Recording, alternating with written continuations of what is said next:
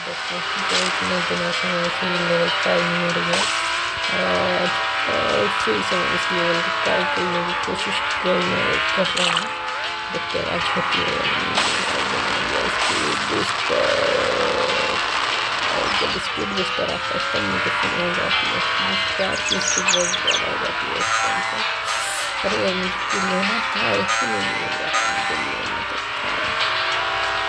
तो ये बारी ये लेके भाग गया, ये लगा दिया और इसको कम कर दिया इसमें। ठीक है तो इतनी ध्यान से काम करने की कोशिश कर रहा हूँ फर्स्ट टाइम, लेकिन हो नहीं रही है। इसमें कुछ करना था।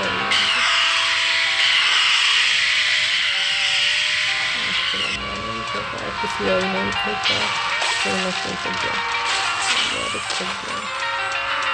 ऐसे आगे नहीं जाने दूंगा, शायद आज जीत जाऊँ।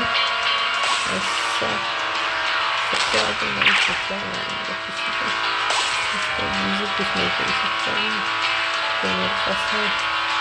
तो ऐसे आज जीतने के करीब हूँ और आज मेरी बॉस से फाइट हो ही जाए।